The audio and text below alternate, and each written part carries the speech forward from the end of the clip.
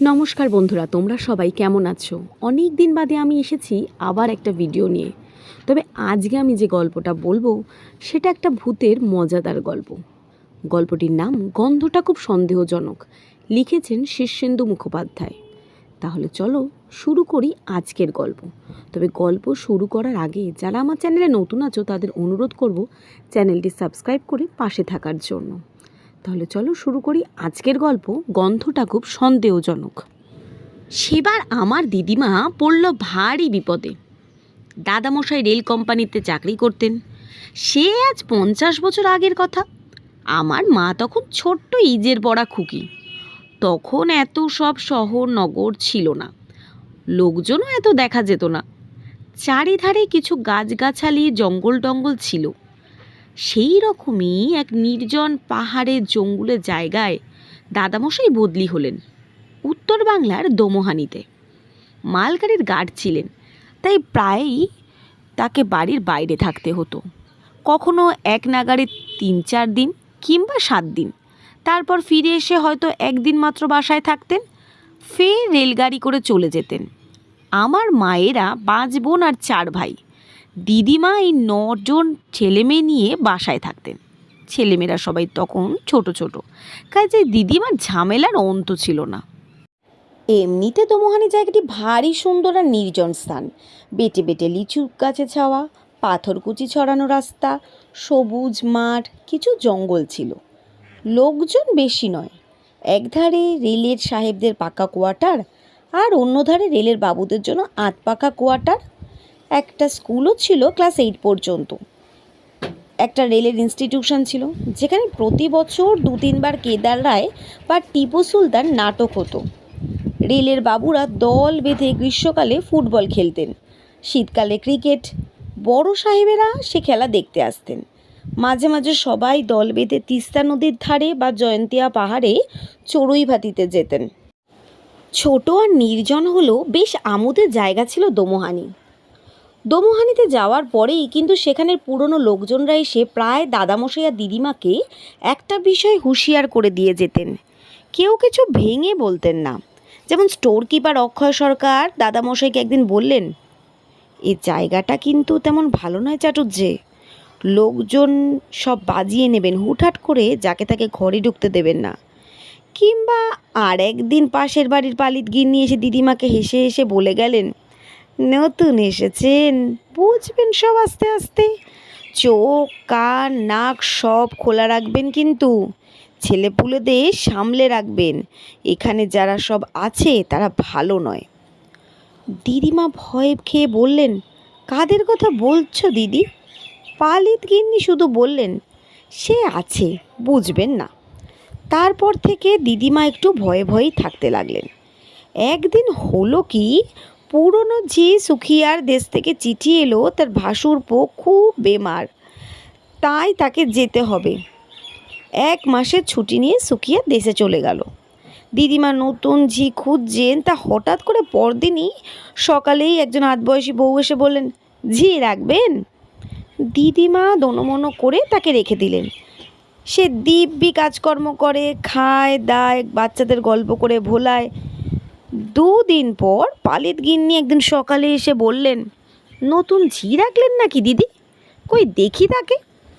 দিদিমা ডাকতে গিয়ে দেখেন কলতলায় এঁটো বাসন রেখে ঝি কোথায় হাওয়া হয়ে গেছে।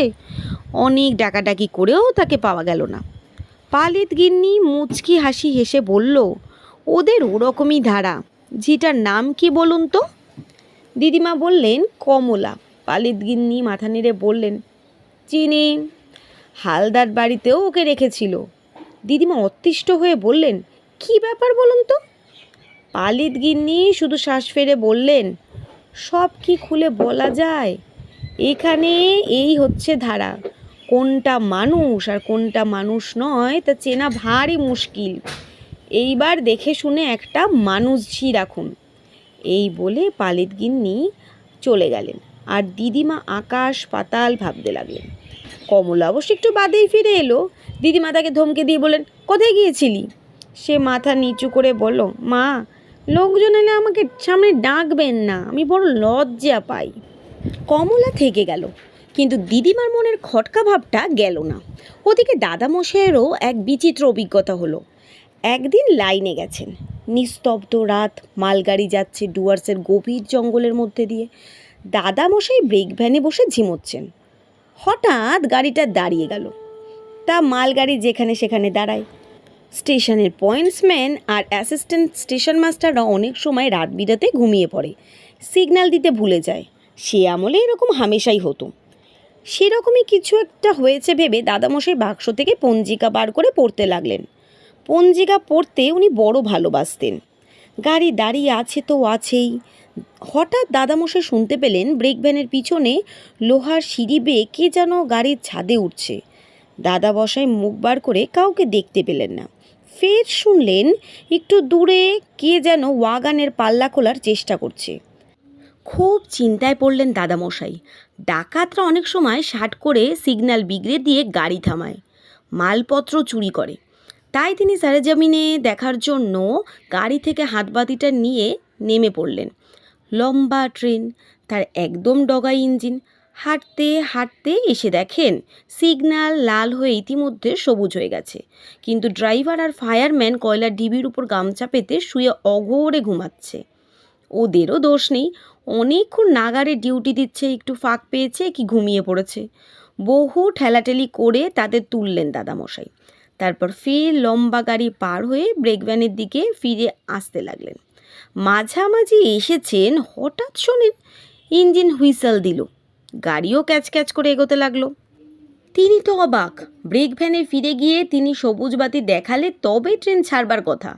তাই দাদামশাই হাঁ করে চেয়ে রইলেন। অবাক হয়ে দেখেন ব্রেক ভ্যান থেকে অবিকল গার্ডের পোশাক পরা একটা লোক হাতবাতি তুলে সবুজ আলো দেখাচ্ছে ড্রাইভারকে। ব্রেক ভ্যানটা যখন দাদামশাইকে পার হয়ে যাচ্ছে তখন লোকটা তার দিকে চেয়ে ফিক করে হেসে ফেলল। বহু কষ্টে দাদামশাই সেবার ফিরে এসেছিলেন। সেবার ম্যাজিশিয়ান প্রফেসর ভট্টাচার্য চা বাগানগুলিতে ঘুরে ঘুরে ম্যাজিক দেখিয়ে দোমোহানিতে এসে পৌঁছালেন। তিনি এলেবেলে খেলা দেখাতেন, দড়ি কাটার খেলা, তাসের খেলা, আগুন খাওয়ার খেলা। তার দোমোহানির মতো গঞ্জ জায়গায় সেই দেখতেই লোক ভেঙে পড়ল। ভট্টাচার্য স্টেজের উপরে দাঁড়িয়ে প্রথম একটু বক্তৃতা করলেন। হাতে ম্যাজিকের ছোট্ট কালো একটা লাঠি। বলছিলেন ম্যাজিক মানেই হচ্ছে হাতের কৌশল, মন্ত্রতন্ত্র নয়। আপনারা যদি কৌশল ধরে ফেলেন তাহলে দয়া করে চুপ করে থাকবেন, কেউ যেন স্টেজের টর্চের আলো ফেলবেন না, ইত্যাদি। এই সব বলছেন। ম্যাজিক তখনও শুরু হয়নি। হঠাৎ দেখে গেল তার হাতের লাঠিটা হঠাৎ হাত থেকে শূন্যে উঠে ডিগবাজি খেলো। তারপর আস্তে আস্তে ফিরে এসে ম্যাজিশিয়ানের হাতে বসলো। প্রথমে এই আশ্চর্য খেলা দেখে সবাই হাততালি দিতে লাগলো, কিন্তু প্রফেসর ভট্টাচার্য খুব গম্ভীর হয়ে গেলেন। এর পরের খেলা ব্ল্যাকবোর্ডে দর্শকরা চক দিয়ে যা খুশি লিখবেন আর প্রফেসর ভট্টাচার্য চোখ বাঁধা অবস্থায় তা বলে দেবেন। কিন্তু আশ্চর্য, প্রফেসর ভট্টাচার্যের খেলাটা সেরকম মোটেই হলো না। দর্শকেরা কে গিয়ে ব্ল্যাকবোর্ডে লিখবেন তা নিয়ে ওকে ঠেলছেন। প্রফেসর ভট্টাচার্য চোখের উপর ময়দার লেচি আর কালো কাপড় বেঁধে দাঁড়িয়ে সবকে বলছেন, চলে আসুন, সংকোচের কিছু নেই, আমি বাঘ ভাল্লুক নই, ইত্যাদি। সেই সময় হঠাৎ দেখা গেল কেউ যাওয়ার আগেই টেবিলের উপরে রাখা চকের টুকরোটি নিজে থেকেই লাফিয়ে উঠল, শূন্যে ভেসে গিয়ে ব্ল্যাকবোর্ডের উপরে লিখতে লাগলো, professor Bhattacharya is the best magician of the world. এই অসাধারণ খেলা দেখে দর্শকরা ফেটে পড়ল উল্লাসে। আর ভট্টাচার্য কাঁদো কাঁদো হয়ে চোখবদ্ধ অবস্থায় দাঁড়িয়ে বলতে লাগলেন, কি হয়েছে, হ্যাঁ কি হয়েছে? আর তারপর তিনি আরও গম্ভীর হয়ে গেলেন। আগুন খাওয়া খেলাতেও আশ্চর্য ঘটনা ঘটালেন তিনি। কথা ছিল মশাল জেলে সেই মশালটা মুখে পুড়ে আগুন খেয়ে ফেলবেন। তাই করলেন, কিন্তু তারপরেই দেখা গেল ভট্টাচার্য হাঁ করতেই তার মুখ থেকে সাপের জিভের মতন আগুনের হলকা বেরিয়ে আসছে। পরে তাসের খেলা যখন দেখাচ্ছেন তখনও দেখা গেল কথা বলতে গেলেই আগুনের হলকা বেরোয়। দর্শকেরা দাঁড়িয়ে উঠে সাধুবাদ দিতে লাগলো, কিন্তু ভট্টাচার্য খুব কাঁদো কাঁদো মুখে 4, 5, 7 গ্লাস জল খেতে লাগলেন স্টেজে দাঁড়িয়েই। তবু হাঁ করলেই আগুনের হলকা বেরোয়। তখনকার মফস্বলে শহরের নিয়ম ছিল বাইরে থেকে কেউ এরকম খেলা টেলা দেখাতে এলে তাকে কিংবা তার দলের লোকদের বিভিন্ন বাসায় আশ্রয় দেওয়া হতো। প্রফেসর ভট্টাচার্য আমার মামার বাড়িতেই উঠলেন। রাতে খেতে বসে দাদামশাই বললেন, আপনার খেলা তো গণপতির চেয়েও ভালো, অতি আশ্চর্য খেলা। ভট্টাচার্য বললেন, হ্যাঁ, অতি আশ্চর্য খেলা, আমিও এরকম আর দেখিনি। দাদামশাই অবাক হয়ে বললেন, সে কি, এ তো আপনিই দেখালেন। তাকে খুবই বিস্মিত মনে হচ্ছিল। দাদামশাইয়ের বাবা সেবার বেড়াতে এলেন দোমোহানিতে। বাসায় পা দিয়েই বললেন, তোদের ঘরদোর থেকে একটা আষ্টে গন্ধ কেন রে? সবাই বলল, আষ্টে গন্ধ? কই, আমরা তো পাচ্ছি না। দাদামশাইয়ের বাবা ধার্মিক মানুষ, খুব পণ্ডিত লোক, মাথা নেড়ে বললেন, আলবাত আষ্টে গন্ধ। সে শুধু তোদের বাসাতেই নয়, স্টেশনে নেমেও গন্ধটা পেয়েছিলুম। পুরো এলাকাতেই যেন আষ্টে আষ্টে গন্ধ। কমলা দাদামশাইয়ের বাবাকে দেখেই গা ঢাকা দিয়েছিল।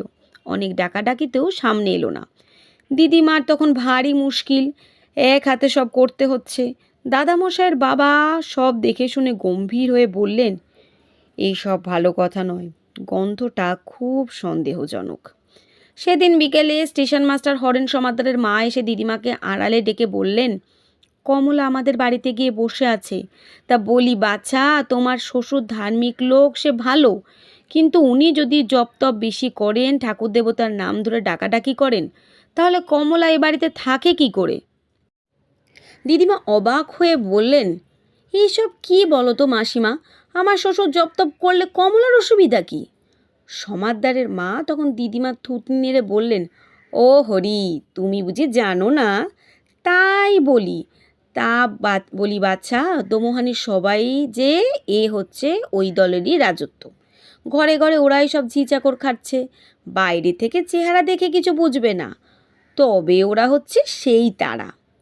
কারা? দিদিমা তবুও অবাক।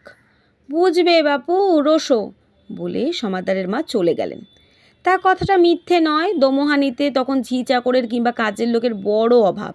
ডুয়ার্সের ম্যালেরিয়া, কালাজ্বর, মশা, বাঘের ভয়ে কোনো লোকই সেখানে যেতে চায় না। যাদের না গিয়ে উপায় নেই, তারাই যায়, আর গিয়েই পালাই পালাই করে।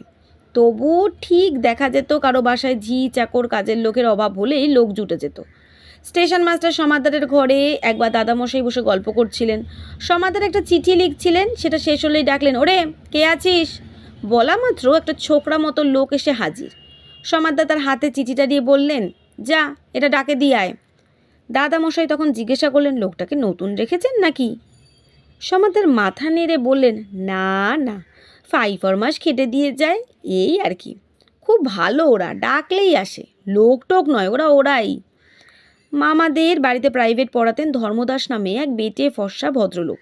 তিনি থিয়েটারে মেয়ে সেজে মিহি গলায় মেয়েলি পাঠ করতেন। বোঝাই যেত না মেয়ে না ছেলে। সেবা সিরাজউদ্দৌলা নাটকে তিনি লুৎফা, গিরিশ ঘোষের নাটক, কিন্তু নাটকের দিনই তার ম্যালেরিয়া চাগিয়ে উঠল। লেপ চাপা দিয়ে কোঁ করছেন। নাটক প্রায় শিখেই ওঠে, কিন্তু ঠিক দেখা গেল নাটকের সময় লুৎফার অভাব হয়নি। একেবারে ধর্মদাস মাস্টারই যেন গোঁফদাড়ি কামিয়ে আগাগোড়া নিখুঁত অভিনয় করে দিয়ে গেলেন। কেউ কিচ্ছু টের পেল না, কিন্তু ভিতরকার লোকজন ঠিকই জানতো যে ধর্মদাস মাস্টারমশাই মোটেই সেদিন স্টেজে নামেননি। নাটকের শেষে সমাদ্দার দাদামশাইয়ের সঙ্গে ফিরে আসছিলেন। বললে, দেখলেন কেমন কার্যোদ্ধার হয়ে গেল?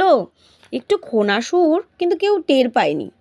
দাদামশাই তখন চেপে ধরলেন সমাদ্দারকে, মশাই, রহস্যটাকে একটু খুলে বলবেন?